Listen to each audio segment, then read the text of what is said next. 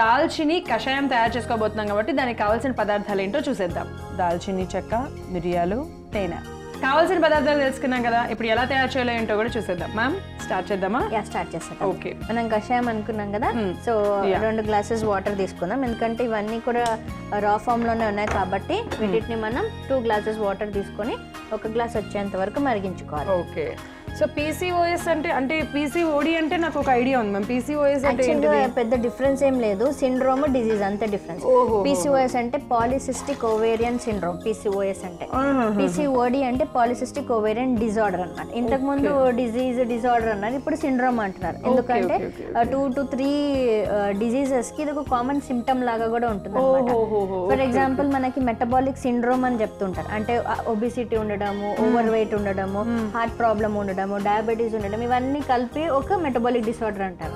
So ఇప్పుడు అట్లా PCOS అని అంటున్నారు, ఎందుకంటే పాలిసిస్టిక్ ఓవేరియన్ సిండ్రోమ్ ఇది మనకి రెగ్యులర్ సైకిల్స్ ఉండనివ్వండి, మనకి ఇన్ఫర్టిలిటీ ఉండనివ్వండి, తర్వాత పెయిన్ డ్యూరింగ్ పీరియడ్స్, ఇవన్నీ అన్ని కామన్ కంప్లైంట్స్ అన్ని కలిపి ఈ సిండ్రోమ్ కింద పెట్టారు. సో ఈ టర్మినాలజీస్, ఈ కాంపోజిషన్స్ అన్ని కూడా మారుతూ ఉంటాయి అన్నమాట ఇయర్ బై ఇయర్, క్లాసిఫికేషన్స్ ఇవన్నీ కూడా. బట్ కామన్ గా అర్థం చేసుకోవడానికి ఏంటంటే ఇర్రెగ్యులర్ సైకిల్స్, మన మహిళల్లో వచ్చేటువంటి ఇర్రెగ్యులర్ సైకిల్స్ కి ఎలాంటి ట్రీట్మెంట్ అన్నట్టు. ఓహోహో, ఓకే ఓకే.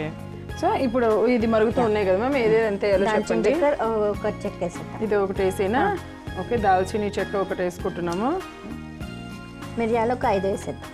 ఓకే, మిరియాలు 4 to 5 వేసేద్దాం. ఓకే, ఇవి బాగా మరిగిద్దాం. దాన్ని చేయక్కర్లేదా? ఇంకొంచెం ఎక్కువ పవర్ వస్తే అట్లా ఏముద్దా?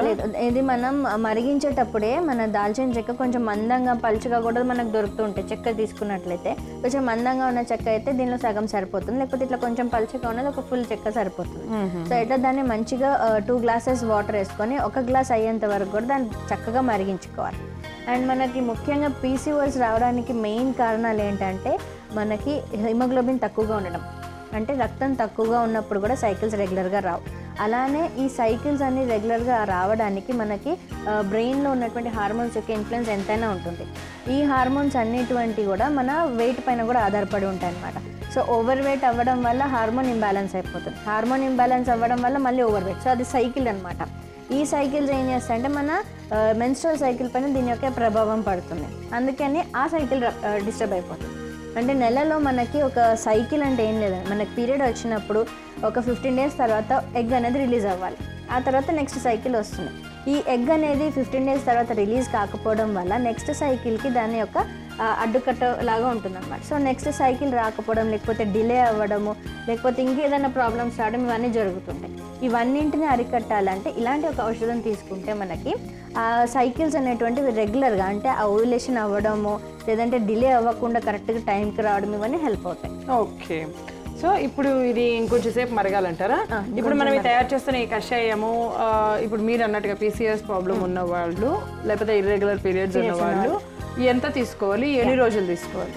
మనకి సాధారణంగా డేట్ వచ్చినప్పుడు, అంటే బ్లీడింగ్ తగ్గాక ఇలా మనం ఒక కషాయం స్టార్ట్ చేసి 5th or 6th day నుంచి స్టార్ట్ చేసి అట్లీస్ట్ ఒక 1 to 2 weeks కంటిన్యూస్గా తీసుకున్నట్లయితే మనం ఏదైతే 15 days ఓవ్యులేషన్ రిలీజ్ అవ్వాలని చెప్పామో అది రిలీజ్ అవుతుంది. అలానే నెక్స్ట్ సైకిల్ కూడా కరెక్ట్గా వస్తుంది అన్నమాట. అండ్ చిన్నపిల్లలు ఒకవేళ కొంచెం లావుగా ఉంటున్నారు, ఈ మధ్య మనం చూస్తున్నాం చిన్నపిల్లలు అంటే అరౌండ్ ప్యూబర్టీ ఏజ్ వచ్చేటప్పటికి 10 to 12 years వచ్చేటప్పటికి చాలా లావుగా ఉండడం వల్ల వాళ్ళకి థైరాయిడ్ ప్రాబ్లం రావడము, ప్రిమైనర్కి కూడా కొంచెం ఎర్లీగా సైన్స్ అవన్నీ కనిపించడం. సో వాళ్ళకి కంటిన్యూస్గా ఒక 1 week తాగించాలన్నమాట. అంటే వాళ్ళకి మెనార్కి అంటే మనకి ఫస్ట్ టైం డేట్ రావడం అంటాం కదా, సో అవి కూడా ప్రాపర్గా రావడానికి, ఇర్రెగ్యులర్గా రాకుండా హెల్ప్ అవుతాయి. ఓకే. సో అలాగే ఎన్ని రోజులు?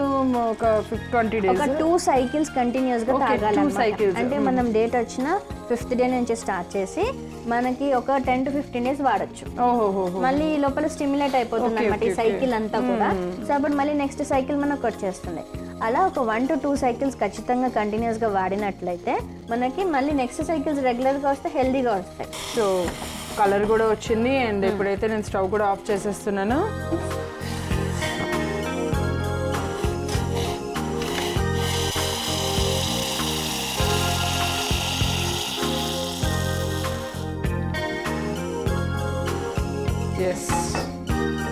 సో సో ఇప్పుడు దీనిలో మనం కొంచెం తేనె వేసుకోవాలి, 1 స్పూన్.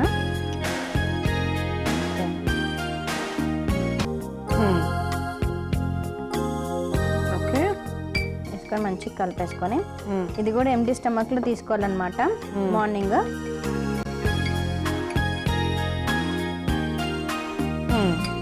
కంటిన్యూస్గా ఒక 10 to 15 డేస్, డేట్ వచ్చిన తర్వాత 5th డే నుంచి స్టార్ట్ చేసి ఒక 10 to 15 డేస్ ఖచ్చితంగా రోజు ఈ కషాయం తాగినట్లయితే మనకి సైకిల్స్ కరెక్ట్గా ఉంటాయి, బరువు కూడా తగ్గుతారు, అలానే హార్మోన్స్ ఇర్రెగ్యులారిటీ అంతా కూడా తగ్గిపోతుంది.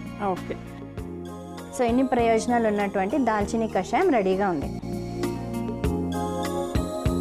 చూసారు కదా, దాల్చిని కషాయం అయితే మనం తయారు చేసేసుకున్నాము. PCOS ప్రాబ్లం ఉన్న వాళ్ళు దీన్ని కనుక మీ సైకిల్ వచ్చిన 5 డేస్ తర్వాత నుంచి ఒక 50 డేస్ తాగి మళ్ళీ నెక్స్ట్ సైకిల్ వచ్చిన తర్వాత కూడా సేమ్ అలాగే తాగితే కనుక ఆ ప్రాబ్లం నుంచి బయటపడచ్చు. లేదు ఒకవేళ ఇంకా సఫర్ అవుతున్నారు అనుకుంటే ఇంకొక 2 months, ఇంకొక 2 సైకిల్స్ పాటు తీసుకోవచ్చు ఇలాగే. మరి దీనికి కావాల్సిన పదార్థాలు, తయారు చేసే విధానం మరొకసారి మీకోసం. దాల్చిని కషాయం తయారు చేసుకోవడానికి కావాల్సిన పదార్థాలు: దాల్చిని చెక్క, మిరియాలు, తేనె. దాల్చిని కషాయం తయారు చేసుకునే విధానం: ముందుగా స్టవ్ వెలిగించి గిన్నె పెట్టుకొని 2 గ్లాసుల నీళ్లు పోసుకొని అందులో ఒక దాల్చిని చెక్క, ఒక 5 లేదా 6 మిరియాలు వేసి బాగా మరిగించుకోవాలి.